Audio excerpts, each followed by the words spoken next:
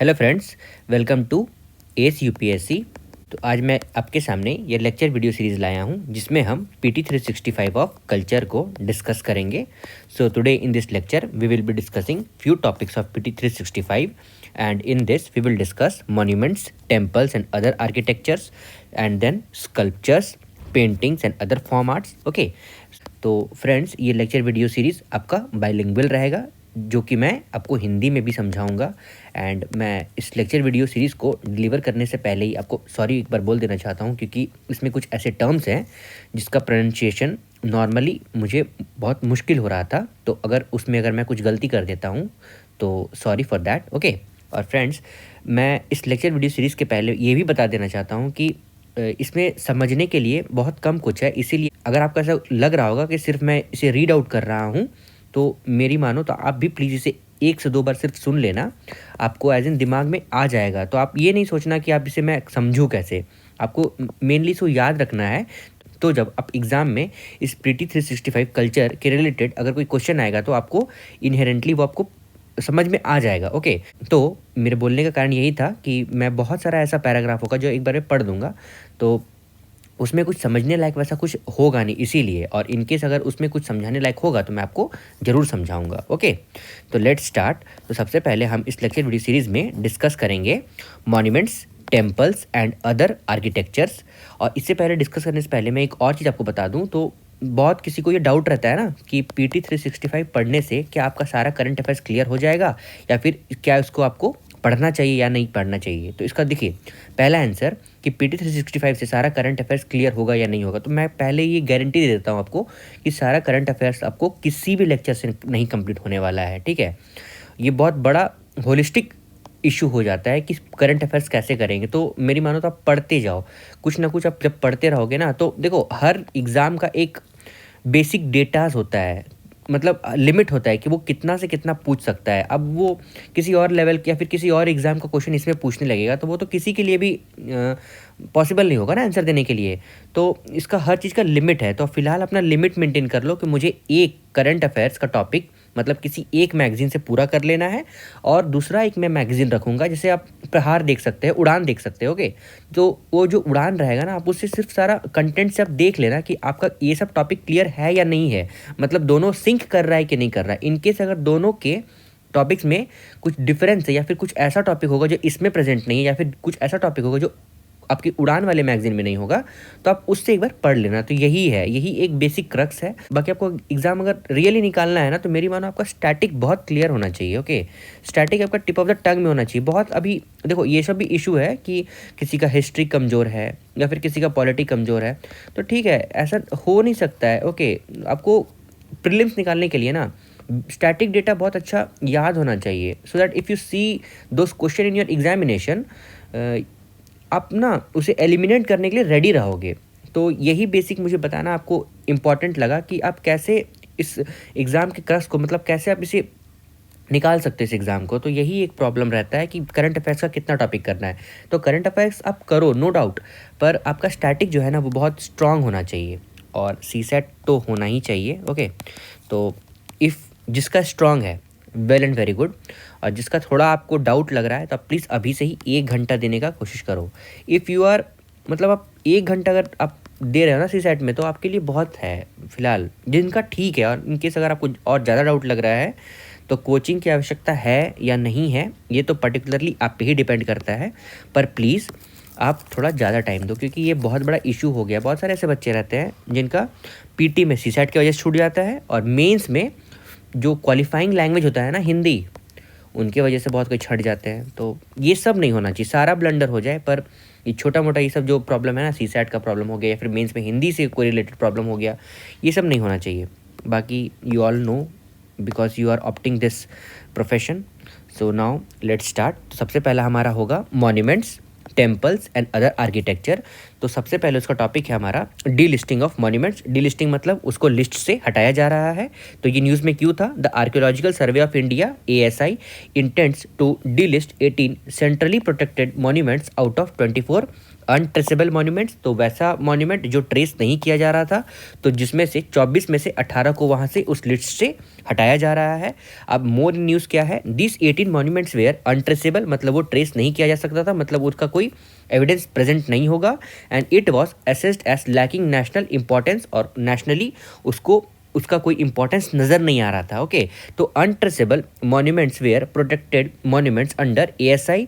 तो monuments facing delisting there are Kos Minar number 13 of Haryana, gunner Burkill's tomb in Jhansi, Telia Nala ruins इन वाराणसी।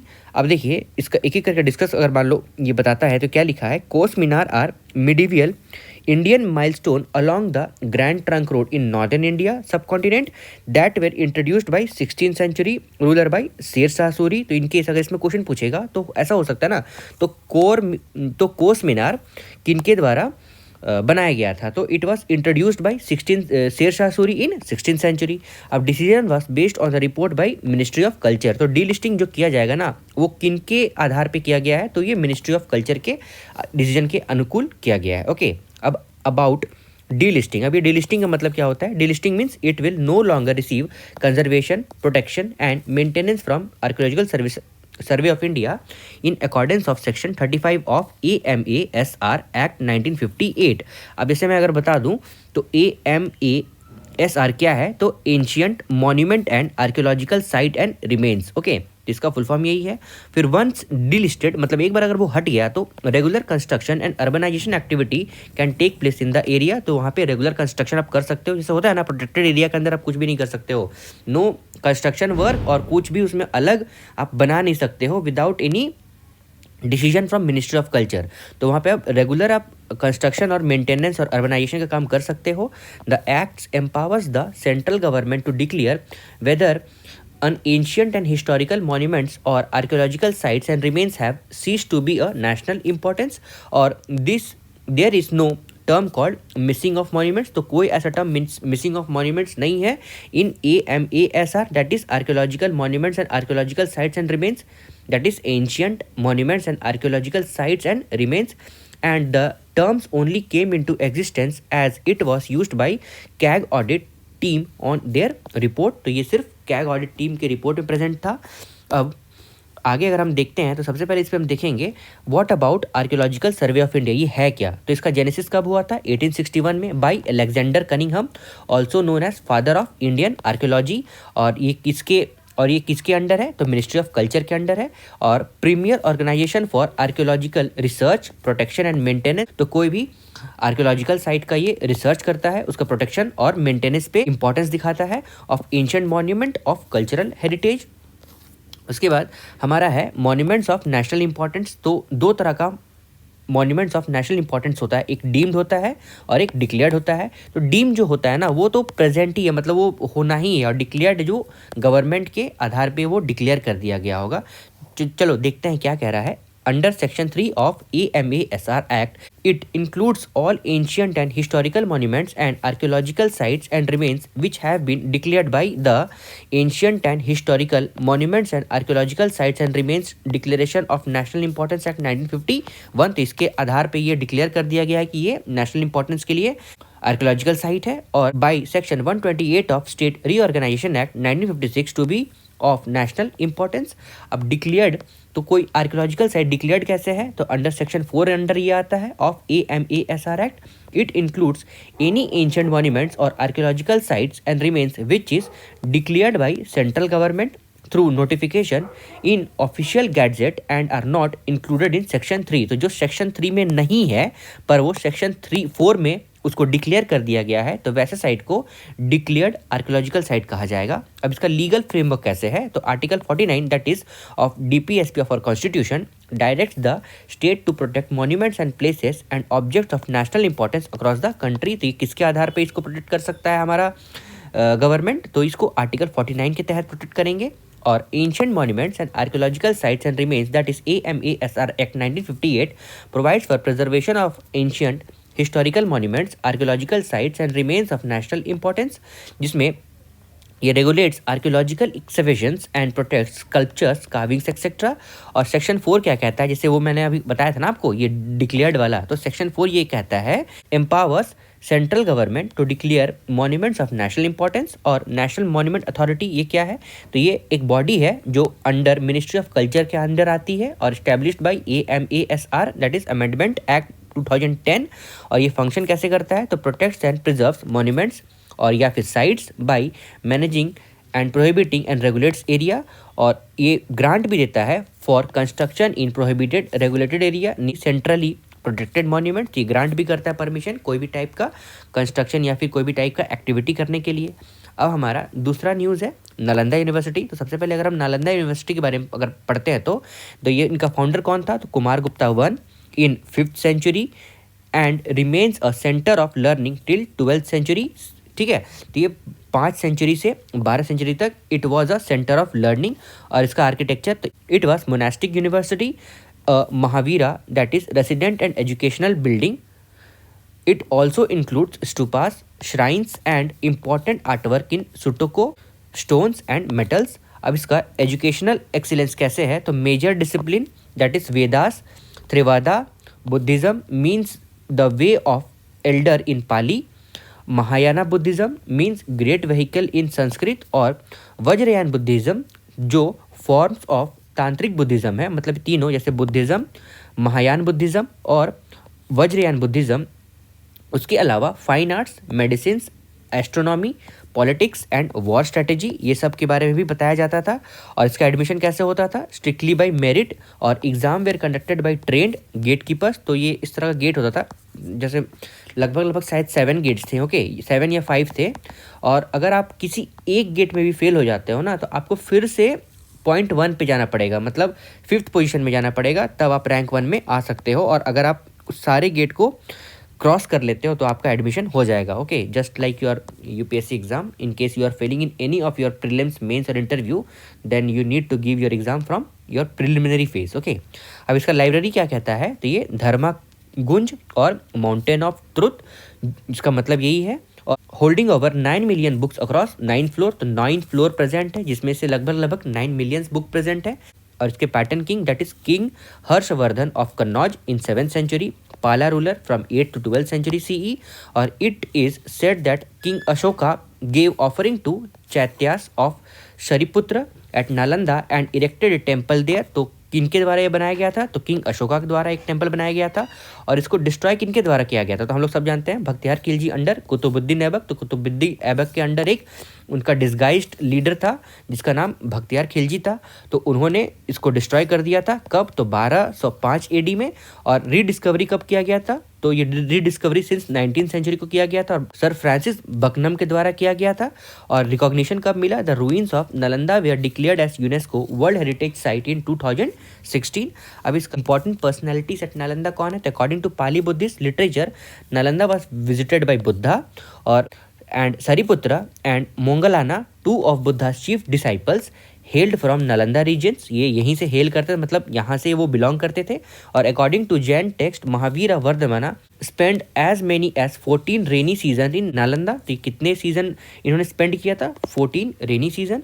अब prominent teacher इनके कौन थे, तो आर्यभट्टा, नागार्जुना, दिनागा, धर्मपाला, अभयकारगुप्ता और नरोपा। चलिए इनके बारे में पढ़ते हैं। Aryabhata the renowned mathematician and inventor of zero, studied and taught at Nalanda. Nagarjuna a Mahayana philosopher, और दिनागा वो founder of school of logics. और धर्मपाला तो वो है हमारे ब्राह्मण स्कॉलर। और Abhaya Karagupta a renowned tantric practitioner was simultaneously abbot of Mahabodhi Nalanda and Vikramashila monasteries. और नरोपा वो कौन थे, वो बिलोंग करते थे तांत्रिक लीनिजेस से of Tibetan tradition and was head of Nalanda in year 1049 to 57। और फॉरेनर जो ट्रैवल किए थे नालंदा यूनिवर्सिटी में उनका नाम है scholar from China, Korea, Japan, Tibet, Mongolia, Sri Lanka and south east Asia. और this Chinese scholars that is I Tsing and Xuanzang visited Nalanda in 7th century CE। और Xuanzang studied Yoga Shastra at Nalanda under Chancellor Shilabhadra, the highest authority in yoga। तो highest authority in yoga that is Chancellor Shilabhadra, उनके द्वारा किसने पढ़ा था, Xuanzang ने। और वो क्या पढ़ा था उन्होंने, तो योग शास्त्र। अब आर्किटेक्चरल फीचर ऑफ नालंदा, तो स्ट्रक्चर एंड लेआउट किस तरह था, तो built in Kushana styles with cells around courtyard along the north south axis. और विहारा, जानते हैं ना, टू टाइप्स ऑफ बिल्डिंग्स रहते थे, एक चैत्या रहता था, एक विहारा रहता था। तो vihara were mainly built for residential and chaitya for prayer. Okay, तो vihara residential scholar building and chaityas for temple. और introduced quintessential 5-fold forms in chaityas influencing regional temples. और आर्किटेक्चरल सिग्निफिकेंस क्या था इसका, तो अर्लीस्ट प्लान्ड यूनिवर्सिटी और influenced Buddhist art in Malayan archipelago और Nepal, Myanmar and Tibet. और enabled tradition from Mahayana to Vajrayana Buddhism through its art.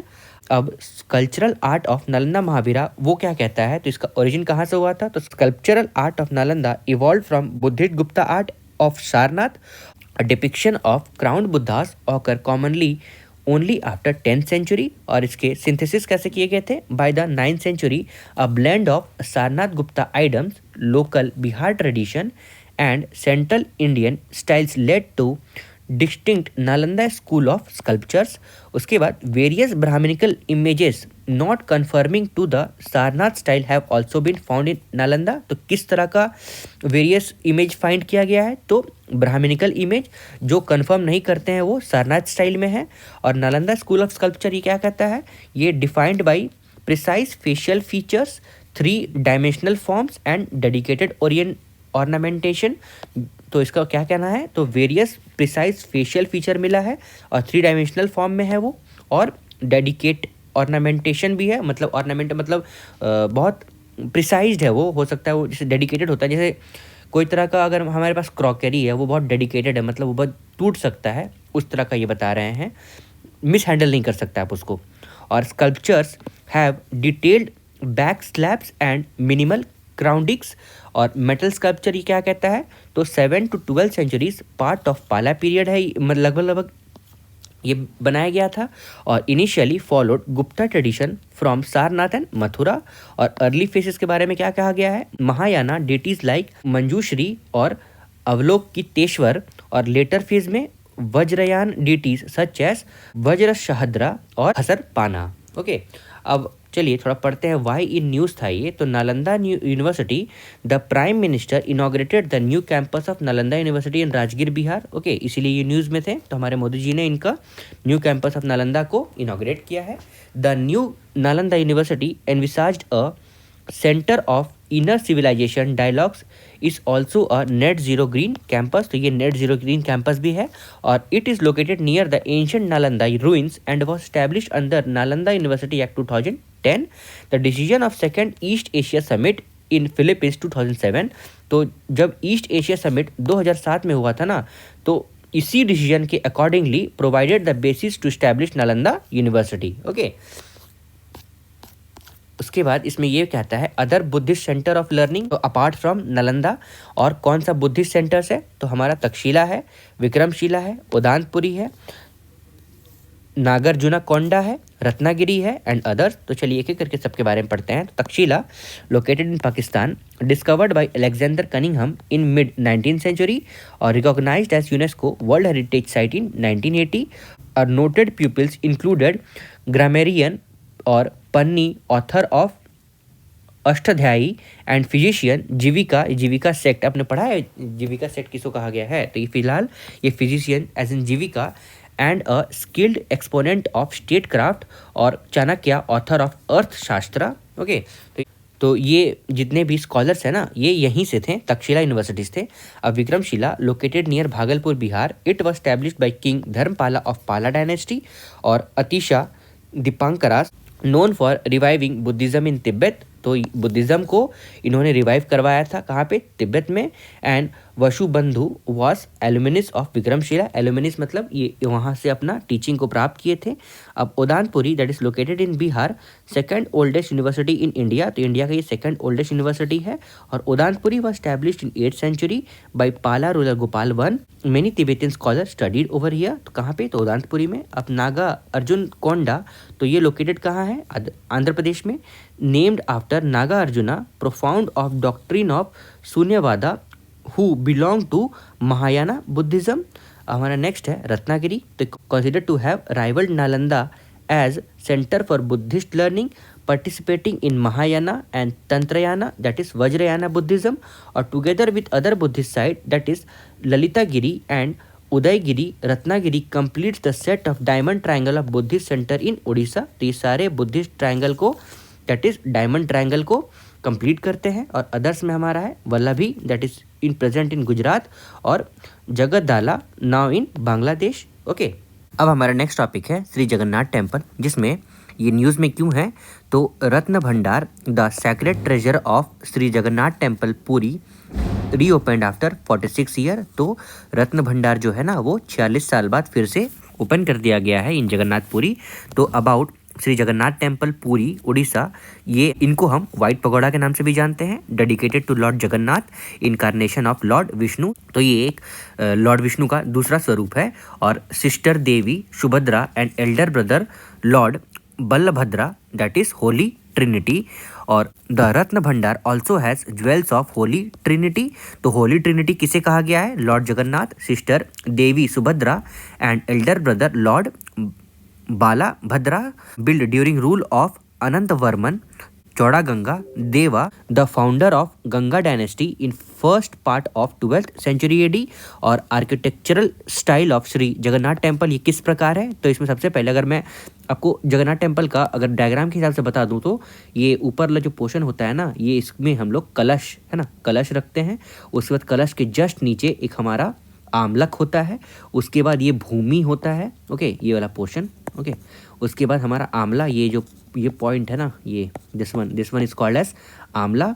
उसके बाद ये हमारा राहा, ये हमारा राहा पागा, और ये पूरा रीजन को ये गांडी बोलते हैं। और ये हमारा जंगा होता है नीचे वाला पोर्शन, ओके, दिस वन।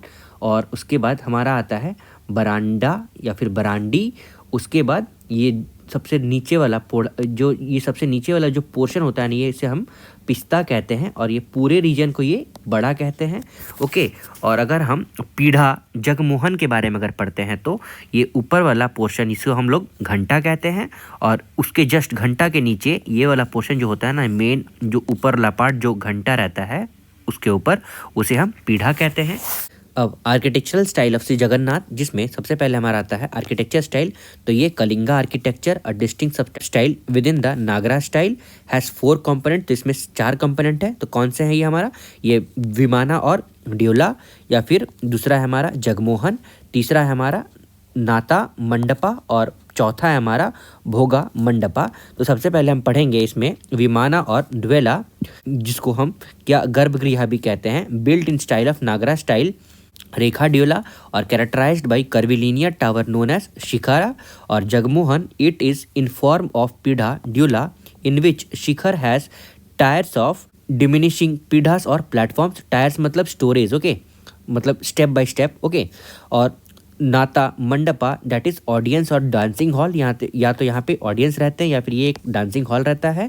और भोगा मंडपा जहाँ पे हम लोग हॉल ऑफ रेसिडुअरी ऑफरिंग, जिसमें हम लोग मतलब एज इन लंगर चलता होगा या फिर बैठ के आप लोग वहाँ पे खाना खा सकते हैं, वो उसे कहा जा रहा है जिसे भोग मंडप होता है ना।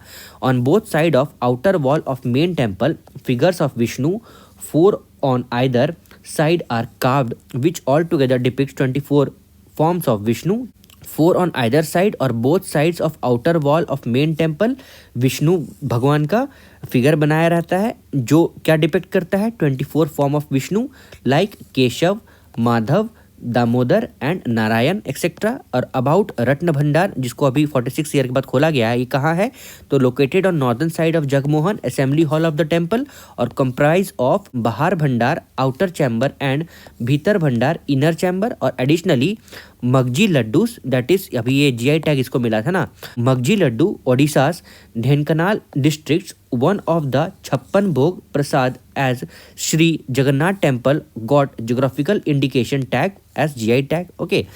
अब हमारा नेक्स्ट टॉपिक है विरूपाक्षा टेम्पल, जिसमें विरूपाक्षा टेम्पल्स पवेलियन और सालू मंडप कोलैप्स्ड फॉलोइंग टॉरेंशियल रेन। तो टॉरेंशियल रेन के कारण सालू मंडप गिर गया था, मतलब ये डिस्ट्रक्ट हो गया था।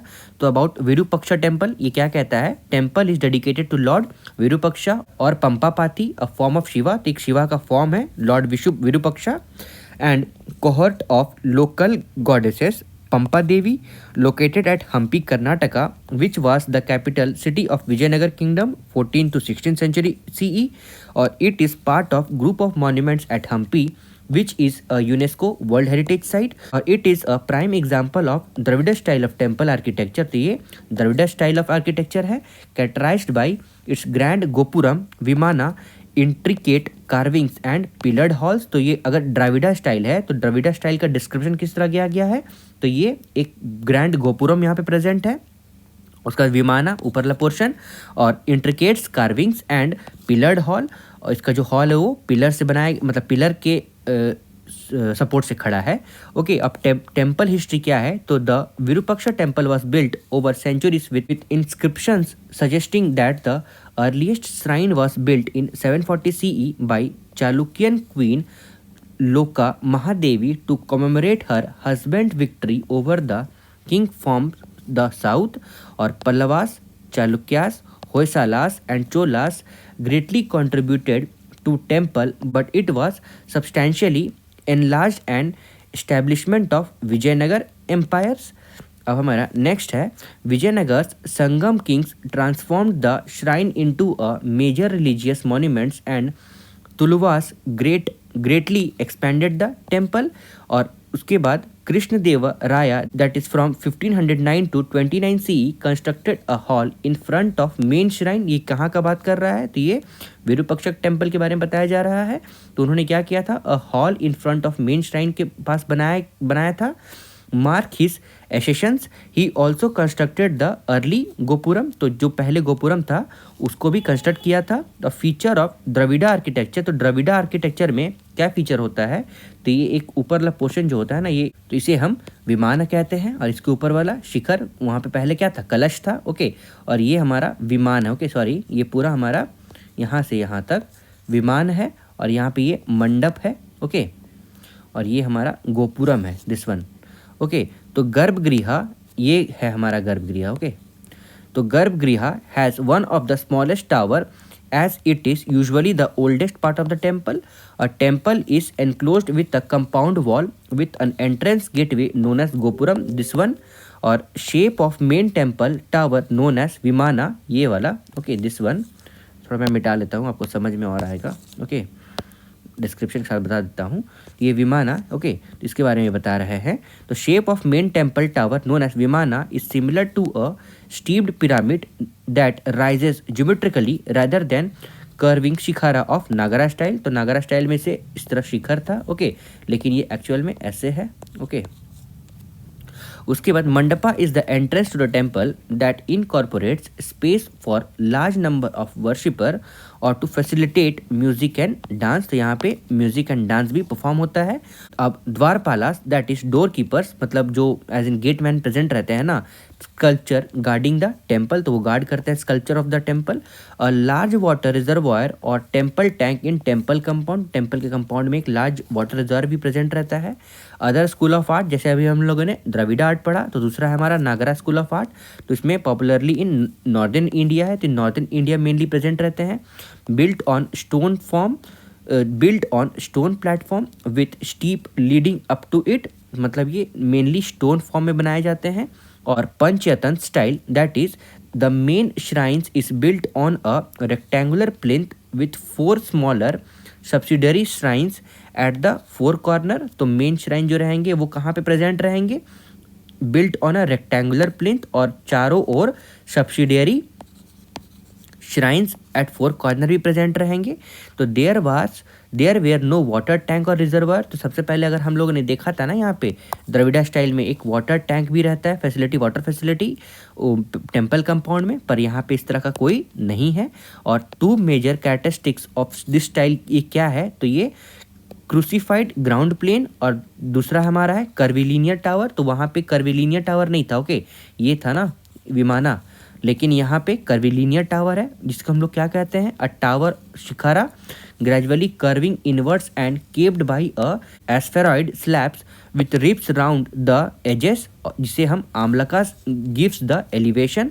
और क्रूसीफाइड ग्राउंड प्लेन्स मतलब square temple with number of graduated projections rathakas in the middle of each faces. तो एग्जाम्पल ऑफ नागरा स्टाइल कौन सा है, तो सन टेम्पल एट मोडेरा और सोमनाथ टेम्पल। अब हमारा तीसरा है वेशरा, जो एमलगेमेशन ऑफ बोथ है, तो this site has feature of both Nagara and Dravida style और पैट्रोनाइज्ड बाय चालुक्या किंग्स और राष्ट्रकूटा एंड होशालास। और departing from Dravida style it does not have covered ambulatory around the sanctum. और इसका example that is Vesara school के example क्या है, तो लाड खान टेम्पल एट एहोल और टेम्पल्स ऑफ बदामी और Virupaksha temple at Pattadakal. Okay, अब दूसरा हमारा ये अबाउट विजयनगर एम्पायर, तो ये 1336 टू 1646 इसका टेन्योर रहा है। तो याद रखें फ्रेंड्स, जहाँ विजयनगर एम्पायर का डिस्क्रिप्शन आ जाता है अगर वो करंट अफेयर्स में है तो उससे क्वेश्चन आना 100% चांसेस बन जाता है। तो सक्सेसिव डायनेस्टी क्या है, विजयनगर एम्पायर का सक्सेसिव डायनेस्टी कौन सा था हमारा, तो संगम डायनेस्टी, सलवा डायनेस्टी, तुलवा डायनेस्टी और अराविडू डायनेस्टी।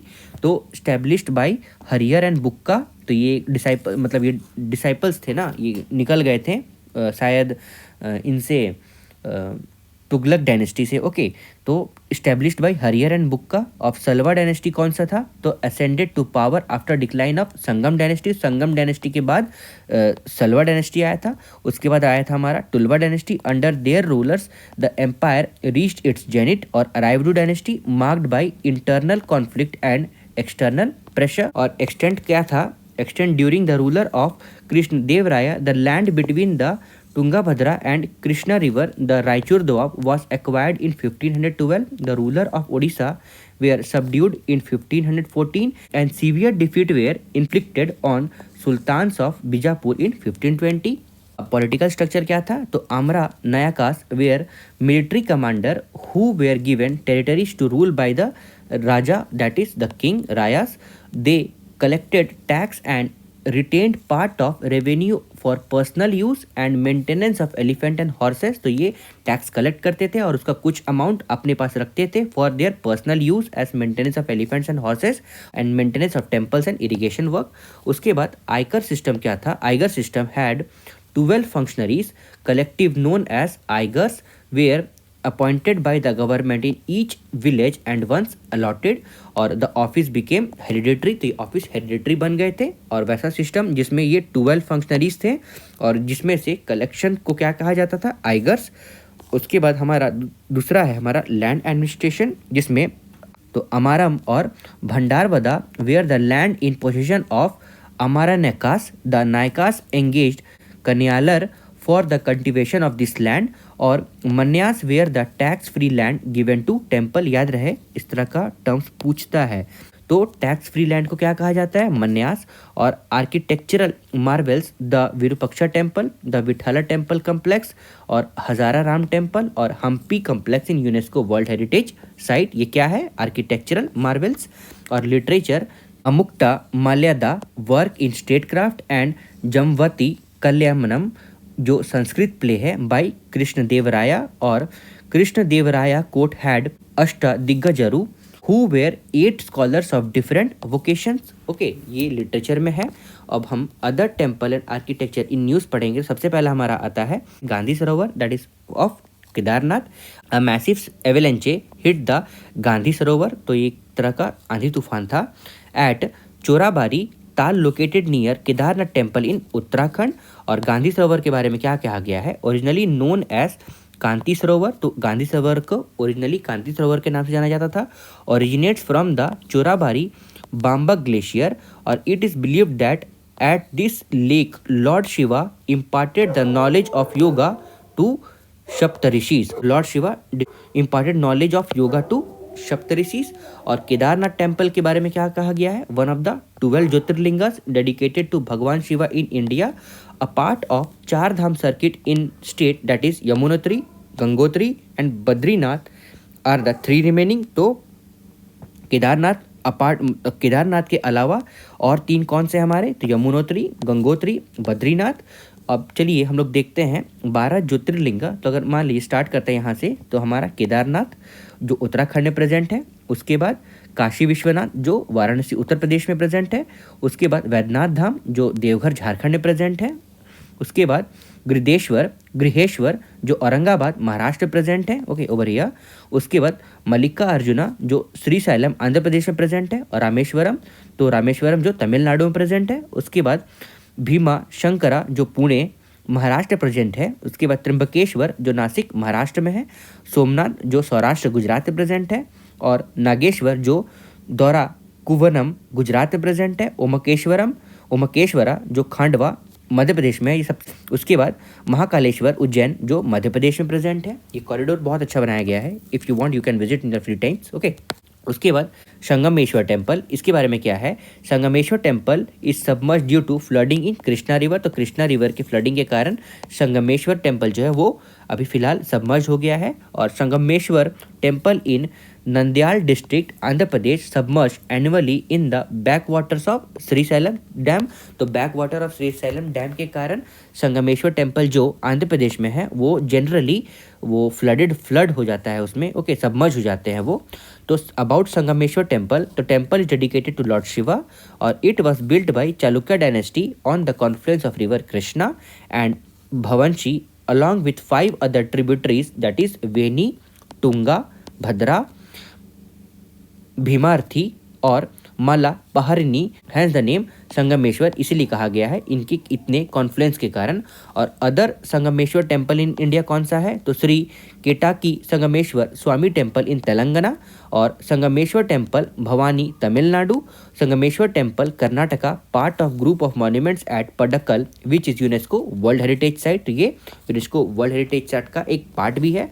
अब हमारा दूसरा है कामाख्या टेम्पल जो हमारे आसाम में है। तो इनके बारे में तो आप लोग बहुत अभी फिलहाल ये बहुत प्रचलित है, तो मुझे लगता है आपको पता भी होगा।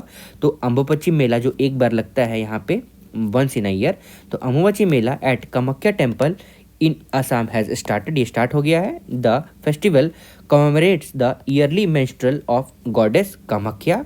और कामाख्या टेम्पल के बारे में लोकेटेड इन नीलाचल हिल्स और कामागिरी, और reconstructed in mid 16th century by Koch dynasty. Originally temple was destroyed by Kala Pahad, तो काला पहाड़ के द्वारा ये डिस्ट्रॉय कर दिया गया था। फिर इसको फिर से रिकंस्ट्रक्ट कराया गया, कब? 16th सेंचुरी में। और किनके द्वारा?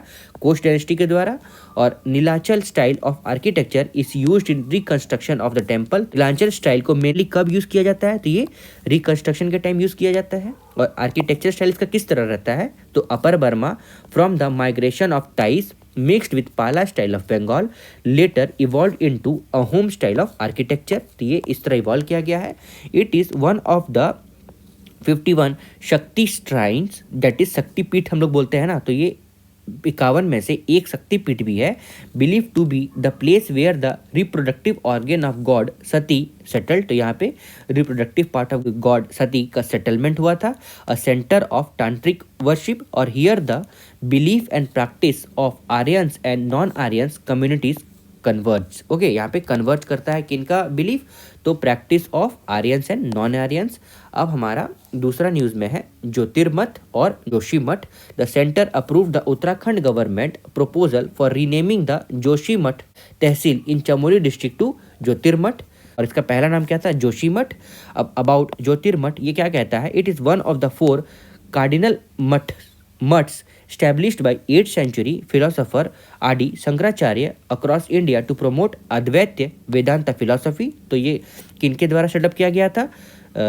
आदि शंकराचार्य। और किसके लिए? To promote Advaita Vedanta philosophy. अब Advaita philosophy is a version of Vedanta translated as non dualism. According to it Brahman, the ultimate transcendent and immanent god of later Vedas, appears as separate world because of creative energy Maya। और it is believed that Adi Shankaracharya performed penance in Jyotirmठ under a tree known as Amar Kalpavriksha, और it is also known as winter abode of Lord Badrinath, और it is base camp for mountaineers attempting to climb Nanda Devi peak. तो ये एक base camp भी है जो Nanda Devi peak को climb करते हैं उनके लिए। ओके, अब हमारा नेक्स्ट टॉपिक है अलगा टेम्पल इन तमिलनाडु। तो इसमें the procession of lord Kallazhagar back from Vaigai river marked end of Chithirai festival. तो अबाउट अलगा टेम्पल ये क्या कहता है? Located on foot hills of Alagar hills in Madurai Tamil Nadu. तो देखो बेसिकली आपको अगर मैप भी याद करना हो या फिर ये कहाँ एक्चुअल में कहाँ प्रेजेंट है, ये तमिलनाडु में है। और इसमें क्या होता है, the temple is one of the 108 abodes of Lord Vishnu. इतना ज़्यादा इसमें नहीं आपको याद करना होगा, ओके। तो worshipped here the name of Kallazhagar, the it is 6th corridor surrounded by 4 walls, और the temple also finds mentioned in Tamil epic Shila Padikaram and the hymn of Alvars. The pillar of mandapams are depicted in Naika art style. Okay. अब Shri Madhav Perumal temple, तो inscription found at Shri Madhava Perumal Temple, which has largely remained submerged in Vani Sagar Dam, revealed a 1000-year-old trade route. एक तो ये एक trade route को reveal किया है, और ये कहाँ था, तो ये फिलहाल सबमर्ज था भवानी सागर डैम के अंडर। और अबाउट ट्रेड रूट, अब ये ट्रेड रूट क्या बताता है, the route connected the Congo region in western Tamil Nadu with southern Karnataka and Kerala by crossing the river Bhavani and river Moyar. In 1338, Veera Siddha Khetaiah Dandanayaka constructed the Shri Madhava Perumal temple. तो किनके द्वारा बनाया गया है, तो वीरा सिद्धा खेटिया दंडनायका इन 1358। और temple is dedicated to Thondeshwara Mudiyar, that is lord Shiva, और the area came under Hoysala ruler. हमारा नेक्स्ट है केशरिया स्तूपा, जो it is believe to be the tallest and largest Buddhist stupa in world. तो ये tallest and largest Buddhist stupa in world है, okay, very important in world है, okay. तो about Kesariya stupa, ये कहाँ लोकेटेड है, ईस्ट चंपारण बिहार में। और इसका स्ट्रक्चर क्या है, तो built in circular shape and structure is made up of BRICS, muds and lime Motors. और हाइट कितना है, तो 104 फीट, और टॉलर देन बोरूबुडुर स्तूपा इन जावा। तो जावा में एक बोरूबुडुर स्तूपा है ना, तो उससे भी ये टॉलेस्ट है, and a world heritage monument. और Chinese traveller Fahien in 5th century and Hiuen Tsang in 7th century who travel to India also mention this stupa. तो इनके द्वारा भी ये मेंशन किया गया है। अब इस स्टूपा का इंपॉर्टेंस क्या है, तो ये believe that stupa was built to commemorate the spot where lord Buddha gave his 22nd sermons and mark the place where announced his impending death. Okay, तो यहाँ पे इम्पीडिंग डेथ को भी मार्क किया गया है। Buddha announced his previous existence as Chakravarti Raja at his stupa. तो ये भी अनाउंस किए गए थे, तो previous existence as Chakravarti Raja, okay. और Buddha also asked Lichchhavi to return to Vaishali after giving them begging bowl to mark the spot the Lichchhavi build the stupa here. तो उसको मार्क करने के लिए, तो उस स्पॉट को मार्क करने के लिए Licchavi build the stupa here. और in course of time during the Mauryas, उसके बाद Sungas and then Kushanas period, it became a brick stupa with several addition and enlargement. तो बहुत कुछ उसमें और एडिशन किया गया है, और वो बड़ा साइट बन गया है। अब हमारा नेक्स्ट है चंद्रावली केव कॉम्प्लेक्स। तो ये कहाँ सिचुएटेड है, Chitradurga district of Karnataka. The cave complex was in news due to need of repair and maintenance. तो ये चंद्रावली कॉम्प्लेक्स है ना, इसको अभी फिलहाल और रिकंस्ट्रक्शन का जरूरत है, तो इसलिए ये न्यूज़ में है। तो इसका ओरिजिन कैसे हुआ था, dating back by prehistoric times with evidence and human habitation from the iron age. तो आयरन एज के लोग यहाँ पे रहते थे, इसका एविडेंस पाया गया है। इट ऑल्सो नोन एज अंकाली मठ, तो इसको अंकाली मठ भी कहा जाता है। तो देखिए इसमें फॉरमोस्ट सबसे इंपॉर्टेंट क्वेश्चन क्या हो जाता है, तो चंद्रावाली केव, इसको दूसरा नाम क्या कहा जाता है, या फिर अंकाली मठ किसे कहा गया है, तो ये चंद्रावाली केव कॉम्प्लेक्स को कहा गया है। उसके बाद फिजिकल डिस्क्रिप्शन कैसा है, तो chamber included a place of worship with a shivalinga, rooms from visitors and sadhus, a drawing room, a bedroom, a water outer connected to internal tank and a library. तो इतना सारा इसमें प्रेजेंट है फिजिकल डिस्क्रिप्शन। ज्योग्राफी इसका क्या है, तो nestled between two giant monolithic rocks, it is surrounded by 3 hills, that is Chitradurga, Kirubanakallu and Jola Gudda. तो ये सराउंड किया गया है 3 हिल्स। तीनों हिल्स का नाम क्या है, चित्रदुर्ग हिल, कोरा बनाकालू हिल्स एंड जोला गुड्डा हिल्स। उसके बाद डायनेस्टी और आर्टिफैक्ट्स क्या कहता है, Satavahana, Hoysalas, Vijayanagaras, Romans and Chinese period including painted pottery, coins and inscriptions. उसके बाद a notable rock inscription by king Mayura Sharma of the Kadamba dynasty from 450 AD marks its historical significance, और mythological connects to King Chandrahasha of Kuntala, adding a layer of legend to its history. और cultural significance इसका क्या है, believe to have been used by saints from Ankalagi for meditation and possibly as a educational centre, that is gurukul. इसका cultural significance ये है। Next topic होगा वो sculptures, paintings and other forms of arts. तो सबसे पहले इसमें आएगा हमारा क्लासिकल लैंग्वेज।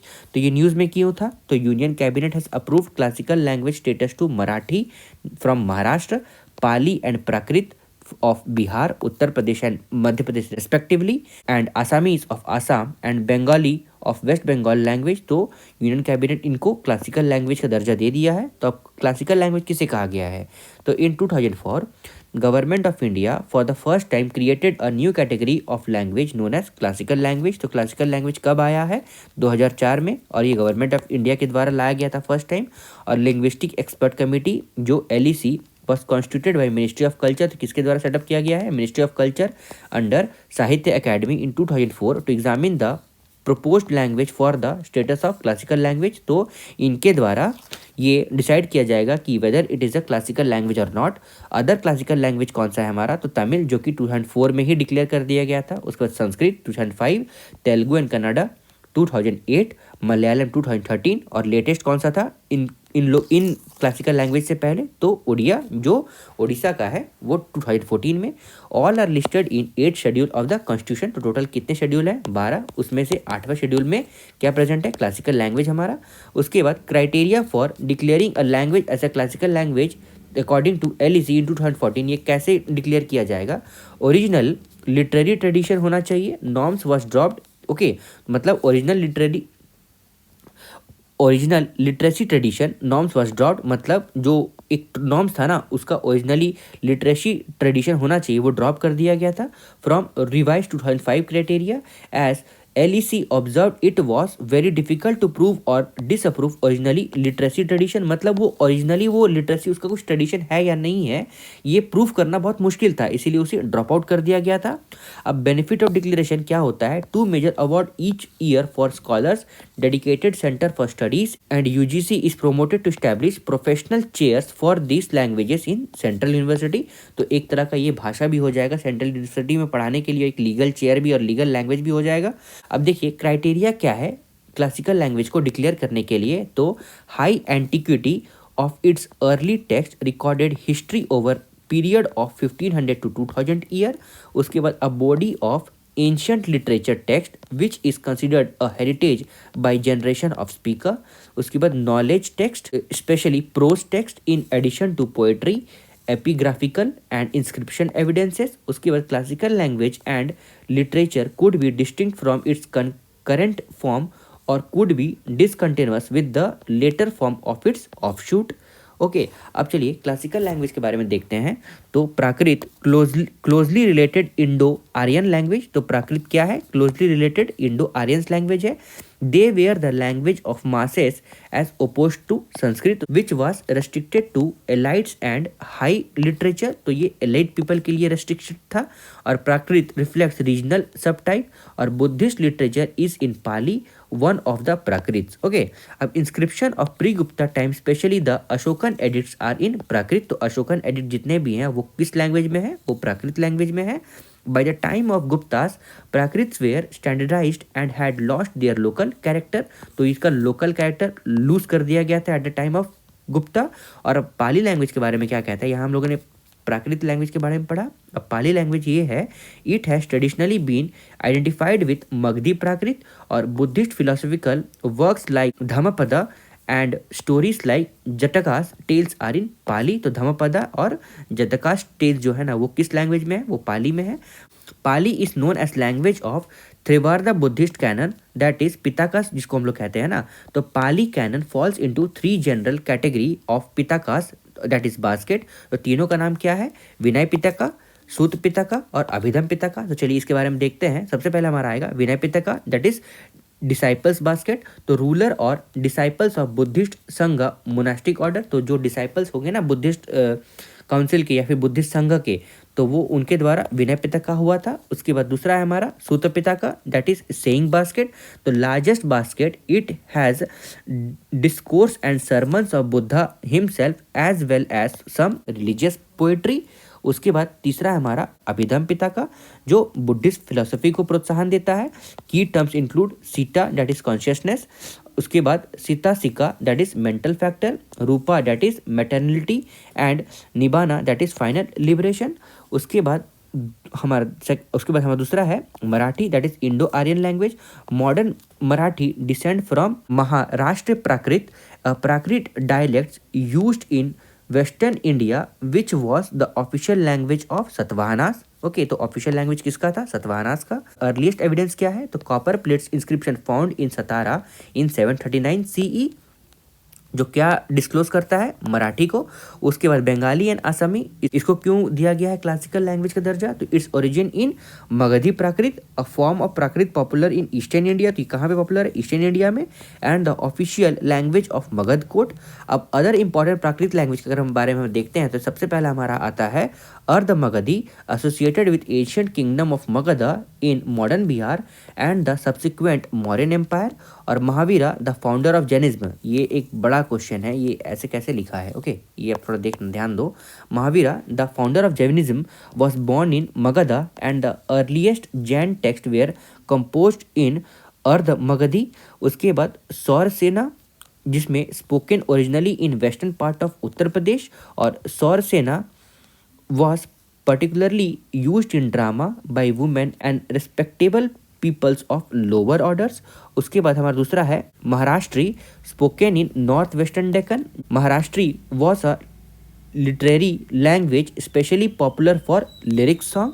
और steps taken to promote classical language, तो क्लासिकल लैंग्वेज को प्रमोट करने के लिए कौन सा स्टेप है? सबसे पहले हमारा कौन सा स्टेप लिया गया है? डेडिकेटेड इंस्टीट्यूशन, मतलब एक इंस्टीट्यूशन का सेटअप किया जाएगा for Sanskrit, for Telugu and Kannada. तो फॉर संस्कृत में राष्ट्रीय संस्कृत संस्थान न्यू दिल्ली, महर्षि संदीपानी राष्ट्रीय वेद व्यास प्रतिष्ठान उज्जैन, और राष्ट्रीय संस्कृत विद्यापीठ तिरुपति एक्सेट्रा, इनके द्वारा। और for Telugu and Kannada, centre of excellence for studies in respective language eight central institute of Indian language CIIL established in 2011। उसके बाद नेशनल एजुकेशन पॉलिसी 2020, इसके द्वारा क्या कंट्रीब्यूशन है? Focuses on promotion of all Indian languages including classical languages. और university grant commission, इनके द्वारा support मिला है for the creation of professional chair in central universities focusing on classical language of India. और नेशनल मिशन ऑफ मैन्युस्क्रिप्ट, जिसके द्वारा its key objective are documentation, conservation, digitization and online dissemination of manuscript heritage of India. Most of Indian script have been used for writing. 70% of manuscript are in Sanskrit language. Other 30% of manuscript are in language like Assamese, Bengalis, Malayalams, Marathis, Odias, Tamils and et cetera. मतलब 70% किस तरह है? Manuscript are in Sanskrit language, और 30% जो है वो इस language में है। अब हमारा नेक्स्ट टॉपिक है थोलू बोम्बलाता। ये क्यों न्यूज़ में है? तो Sangeet Natak Akademi is reviewing an ancient theatre performance of Tholu Bommalata puppetry which is on the brink of extinction. तो थोलू बोम्बलाता है ना, तो उसको रिवाइव करने के लिए संगीत नाटक अकेडमी ने एक न्यू रिफॉर्म लाया है। तो अब ये थोलू बोम्बलाता ये क्या है? तो also known as dance of leather dolls, तो ये लेदर डॉल्स का डांस भी है। और it is mainly performed in the Godavari region of Andhra Pradesh. तो ये आंध्र प्रदेश में मेनली परफॉर्म किया जाता है। मेड फ्रॉम गोट स्किन, तो ये किसके स्किन से बनाया गया है? तो goat skin. They are projected on the wall screen like colour photographic transparencies. और major screen characters like animal, bird, gods and demons, ये सब प्रेजेंट रहते हैं। तो ये हमारा डेमन्स होगा और ये प्रेजेंट हमारे गॉड होंगे। और मेजर थीम क्या रहेगा? रामायण एंड महाभारत। ओके, अब types of puppetry in India तो कितने हैं? तो स्ट्रिंग पपेट्री, क्लोव पपेट्स, उसके बाद रॉड पपेट्स और शैडो पपेट्स। चलिए एक एक करके सब पढ़ते हैं। तो ये आप एक बार इमेज को भी ध्यान दोगे। ओके, मैं यहाँ पढ़ रहा हूँ, आप एक बार इमेज में भी ध्यान देना, हो सकता है मैं आपको बता भी दूंगा। तो puppet and joint limbs control the string, तो ये एक स्ट्रिंग है ना, इससे इनके हाथ और पैर को कंट्रोल किया जाता है, इनके हेड को भी कंट्रोल किया जाता है। Allowing great flexibility and articulations, ये कहाँ पे परफॉर्म किया जाता है? तो राजस्थान, उड़ीसा, कर्नाटका, तमिलनाडु। और इनका एग्जाम्पल क्या है? कठपुतली ऑफ राजस्थान, गोम्बेत्तास of Karnataka, Bommalattam of Tamil Nadu, a mix of rod and string puppetry, और कुंदेही ऑफ उड़ीसा। हमारा नेक्स्ट है ग्लोव पपेट्स जो also known as sleeve hand और पाम पपेट्स, तो इनके स्लीव हैंड में स्ट्रिंग अटैच्ड होंगे, ओके। और representing social themes, stories of Radha and Krishna, तो क्या डिपिक्ट करते हैं, stories of Radhas and Krishnas और सोशल थीम।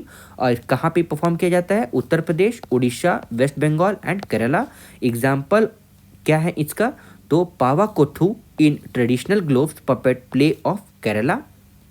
उसके बाद हमारा नेक्स्ट है शैडो पपेट। तो ये शैडो पपेट अभी मैंने आपको बताया भी था ना, तो flat figures they are cut out of leathers which has been treated to make them translucent. Translucent मतलब तीन तरह का होता है ना, एक ट्रांसपेरेंट होता है, एक ट्रांसलूसेंट होता है और एक ओपेक होता है। तो इसमें डिस्पर्स लाइट ट्रांसफर होता है, ट्रांसपेरेंट में तो फुल ट्रांसफर ऑफ लाइट हो जाएगा, इसमें डिस्पर्स्ड वेव में होता है transfer, so that image form कर पाए हम एक स्क्रीन पे।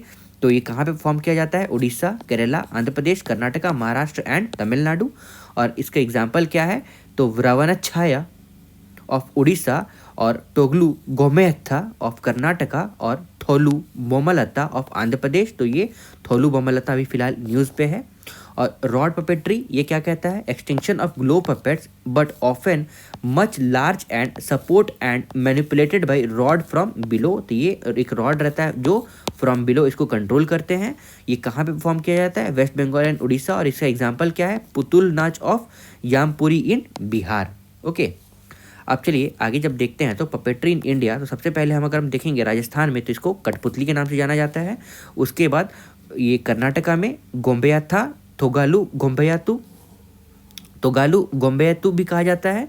उसके बाद केरला में पेवाकोथू और तमिलनाडु में बोम्बालत्तम, आंध्र प्रदेश में थोलू बोम्बालत्ता और उड़ीसा में खुदई रावणछाया और वेस्ट बंगाल में पुतुल नाच, असम में भी पुतुल नाच और बिहार में हमारा यामपुरी, ओके। तो ये था कुछ पपेट्री इन इंडिया। उसके बाद हमारा नेक्स्ट टॉपिक है पेंटिंग इन न्यूज़। तो सबसे पहले हमारा आता है सोहराई पेंटिंग। तो ये क्या है इसका फीचर, तो practised in mural art form on mud house walls. तो ये हाउस वॉल्स और मड्स में परफॉर्म किया जाता है और यूजेस नेचुरल पिगमेंट्स। तो क्या क्या तो इसकी जो मतलब पिगमेंट्स जो रहेंगे ना, क्या क्या यूज होता है, तो ट्विग्स, राइस, स्ट्रॉस और फिंगर्स, और depicts animals, birds and nature, that is agrarian lifestyle को ये डिपिक्ट करता है। इसको जीआई टैग भी मिला है। और इसका ओरिजिन कहाँ पे है, तो Hazaribagh district of Jharkhand, made during Sohrai festival bye tribal women. तो सोहराई फेस्टिवल जो झारखंड का है ना, तो उसी दौरान इसे बनाया जाता है। उसके बाद दूसरा हमारा माता नी पचेडी जो रिलीजियस टेक्सटाइल फॉक आर्ट है, depict the divine feminine at centre and surrounded by devotee flora and fauna. और painting in maroon, black and white using bamboo sticks, pens और कलम्स। तो इसके द्वारा बनाया जाता है और ये एक क्या डिपिक्ट करता है, divine feminine at centres, okay. और इसका ओरिजिन कहाँ है, Gujarat, inspired by Kalamkari associated with Vaghari communities. और इसका मीनिंग क्या है, behind the idol of mother goddess, okay. ये okay, behind idol of mother goddess. उसके बाद हमारा नेक्स्ट है कुमितिपत्ती रॉक आर्ट जो 3000 ईयर ओल्ड है, drawn using inorganic white pigment with natural gums और depicts elephants, chariots and early dwellers lives, उसको depict करते हैं ये। और uniquely found inside a cave, unique typically rock shelters. और इसका लोकेशन कहाँ है, तो Kumittipatti in Tamil Nadu, represents ancient life and early dwellers. तो अर्ली ड्वेलर्स का लाइफ साइकिल को भी डिपिक्ट करता है। अब ये केरला म्यूरल पेंटिंग है, तो known for sketching excellence, contrasting Ajanta murals, colours emphasise. तो ये किस लिए है, तो नोन फॉर स्केचिंग एक्सीलेंस के लिए। और ये कहाँ देखा गया है, कॉन्ट्रास्टिंग इन अजंता म्यूरल्स। और depicts Hindu mythology and epics. तो ये किसको डिपिक्ट करता है, हिंदू मिथोलॉजी एंड एपिक्स को। और scenes from Hindu epics illustrates in चित्रा कंदास। और पीक पीरियड इसका क्या है, तो 14th सेंचुरी एडी और 150 plus temples with murals, okay. तो ये 14th सेंचुरी में 150 से भी ज़्यादा टेम्पल में ये यूज़ किया गया था। और इसका ओरिजिन कहाँ है, Kerala in 8th century. The earliest known murals are Thirunandikkara caves temple, Thirunandikkara temple जो केव टेम्पल के नाम से कहा गया है। और फेमस लोकेशन इसका कहाँ है, कुमारल नेरूर देवी टेम्पल एट गुरुवयूर और इतुमनूर मतनचेरी पैलेस। और इन्फ्लुएंस्ड बाई भक्ति मूवमेंट एंड नेचर, ओके। अब अदर इंपॉर्टेंट न्यूज़ में सबसे पहले आता है हमारा Kuchipudi dance, okay. This one is a depiction of Kuchipudi dance. तो ये report highlighted that artist of Kuchipudi dance struggling from survival. तो इसमें अबाउट कुचिपुड़ी ये क्या है, तो ये हमारा न्यूज़ था। तो artist of Kuchipudi dance are struggling from survival, तो इसमें क्यों है ये, तो ये सबसे पहले हमारा आता है इस what does Kuchipudi dance mean. तो क्लासिकल डांस है, तो ये classical Indian dance form originated in Kuchipudi village of Andhra Pradesh और used to confined to men earlier, now involve with dominance of women dancer across India. तो ये क्या था पहले, ये कन्फाइंड टू मेन अर्लियर, ये सिर्फ मेन परफॉर्म करते थे, पर नाउ ये इवॉल्व हुआ है as dominance of women dance. और इसका की फीचर क्या है, known for its quick moves, ये फास्ट मूव और likely and lively eye expression, तो इसकी आँख का जो एक्सप्रेशन के लिए बहुत प्रचलित है। और Tarangams dance move perform on edge of brass plates with the help of feet, तो एक ब्रास प्लेट रहता है उस पर ये अपना फीट रख के एक डांस परफॉर्म करते हैं। हैज़ टू फॉर्म, इसका टू फॉर्म है, traditionally musical dance, drama and solo dance.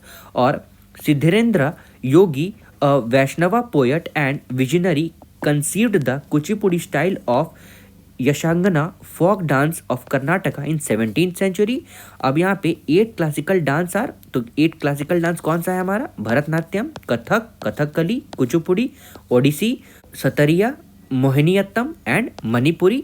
ये हमारा 8 क्लासिकल डांस था। हमारा नेक्स्ट है मोहिनीअट्टम के बारे में। तो Kerala Kalamandalam has lifted gender restriction for boys to learn Mohiniattam, तो मतलब मोहिनीअट्टम को अब जेंडर रेस्ट्रिक्शन से हटा दिया गया, मतलब इसको अब बॉयज भी परफॉर्म कर सकते हैं। तो ये classical solo dance from Kerala है ये। और conventionally a solo dance perform by female artist, ये सिर्फ फीमेल आर्टिस्ट के द्वारा क्या परफॉर्म किया जाता था, पर अब इसे मेल के लिए भी करने की अनुमति मिल गई है। It emotes a play through dancing and singing, तो प्ले को ये कैसे डिपिक्ट करता है, डांसिंग और प्लेइंग के सिंगिंग के द्वारा। और reference of Mohiniyattam can be found in text of Vyavaharamala written in 1709 by Mazhamangalam Narayanan Namboothiri and Ghoshayatra written later by poet Kunchan Nambiar. और इसका मेजर थीम क्या था, love and devotion to God, usually Lord Vishnu और his incarnation Lord Krishna as lead character, तो Lord Vishnu या Lord Krishna. और characteristics क्या है, 40 different basic movement called Adavukal. Okay, तो 40 डिफरेंट मूवमेंट में इसको क्या नाम से कहा गया है, अदावुकल से। और graceful swaying and body movement with no abrupt jerk और सडन लीप्स और लेस एम्फेसिसिंग ऑन एक्टिंग। और इंस्ट्रूमेंट यूज इसमें कौन सा है, मंडलम, मृदंगम, वीणा, कुजितलम और साइबाल्स और इडाका एक्सेट्रा। हमारा नेक्स्ट है कलारीपयट्टू। तो union ministry of youth affairs and sport has recognised the Indian Kalaripayattu federation the regional sport federation to promote Kalaripayattu in the country, तो इसको एक रिकॉग्नाइजेशन मिल गया है। तो अबाउट कलारीपयट्टू ये क्या है, तो developed in Kerala, one of the most ancient martial art in the world. इसके की फीचर क्या है, high flying acrobatics, graceful movement and employs deadful weapons at edge. और फिलोसफी क्या है, तो martial art, Ayurveda, yoga and meditation. और ट्रेनिंग गोल्स क्या है, तो physical fitness, self defence, healings and mental disciplines. और 2 मेन स्टाइल क्या है इसके, वडक्कन्स एंड नॉर्दर्न स्टाइल, वडक्कन्स और नॉर्दर्न स्टाइल, और टेक्कन और सदर्न स्टाइल। तो एक नॉर्दर्न स्टाइल एक सदर्न स्टाइल है। तो नॉर्दर्न स्टाइल को क्या कहा जाता है, वडक्कन, और सदर्न स्टाइल को क्या कहा जाता है, टेक्कन। तो predominantly practiced in Malabar region of Kerala, a southern style practiced in mainly in Travancore region, or became part of Khelo India Youth Game in 2021 along with 3 other indigenous games. The games include Gataka of Punjab, Kalaripattu, Thangta of Manipur and Mallakhamba of Maharashtra. अगर हम देखते हैं यहाँ पे other martial art of India, सबसे पहले हमारा आता है स्क्वे जो जम्मू एंड कश्मीर में यूज़ किया, जो जम्मू एंड कश्मीर का है, और उसके बाद थोड़ा जो हिमाचल प्रदेश का है, उसके बाद सरित साका जो मणिपुर का है, उसके बाद लाठी खेला जो बंगाल का है, उसके बाद सिलाम्बम एंड कुटू वरिसाई जो तमिलनाडु का है, सिलाम्बम एंड कुटू वरिसाई जो तमिलनाडु का है, और मर्दानी खेल जो महाराष्ट्र का है। तो this are the few other martial art in India. उसके बाद हमारा नेक्स्ट है वचना लिटरेचर, जो ये FAGU हलाकाटी, अगर इसका मैं फुल फॉर्म आपके लिए लिख देता हूँ तो ये हमारा PHAKIRAPPA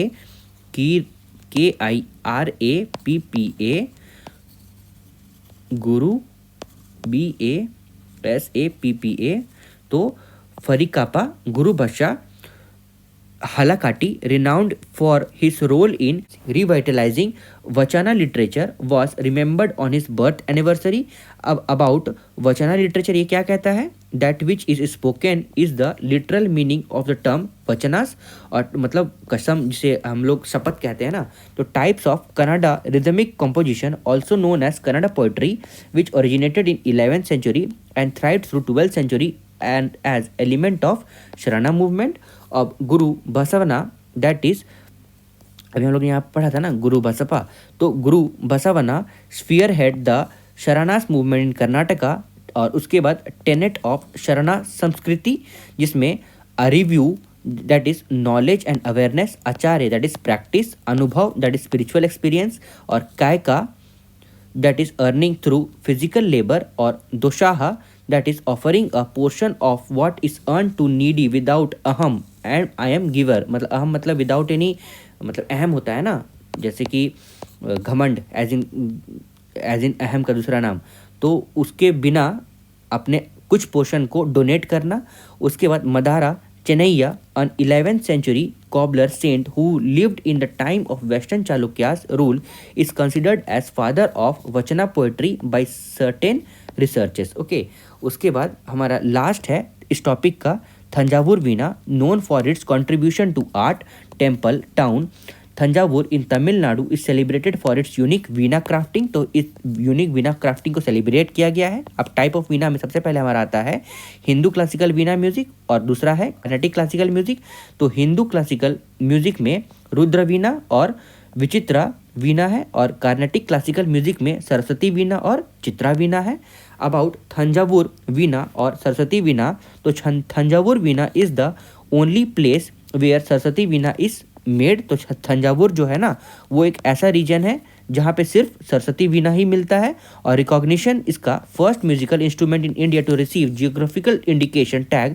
और टू टाइप्स इसके क्या है, ओटू वीणा और एकनाथ वीणा। तो ये पहला वीणा ऐसा है जिसको जे टैग मिला गया था, और इसके टू टाइप्स कौन से हमारे, ओटू वीणा और एकनाथा वीणा। और parts are made separately and then assembled. तो इसके पार्ट को अलग अलग पहले बनाया जाता है, उसके बाद इसको असेंबल किया जाता है। और एकनाथा वीणा जो carved from a single piece of wood, तो एकनाथा वीणा जो है ना वो एक सिंगल वुड से बनाया जाता है, और उसी का सीधा ऑपोजिट ओटू वीणा जो है ना उसको असेंबलेज किया जाता है। Okay, cultural symbol goddess Saraswati, the deity of learning the arts. और क्राफ्टमैनशिप जो है वो जैकफ्रूट वुड, जैकफ्रूट का मतलब आपको पता है ना कहटल को, तो जैकफ्रूट के बारे में आपको पता है ना, जैकफ्रूट जो होता है ना उसका हिंदी में नाम क्या है, कटहल। Okay, as we all have seen, jackfruit is used to make the veena and involves crafting 3 main parts। तो 3 main parts बनाया जाता है। सबसे पहले हमारा आता है रेजोनेटर, नेक जो डांडी के नाम से, एंड ट्यूनिंग बॉक्स। ओके, तो इसका 3 मेन पार्ट ऑफ वीणा के बारे में बताया गया है। ओके, तो फ्रेंड्स ये था हमारा आज का लेक्चर, जिसमें हम लोगों ने मेनली 2 टॉपिक्स को डिस्कस किया है। अब हम जब नेक्स्ट टाइम जब मिलेंगे ना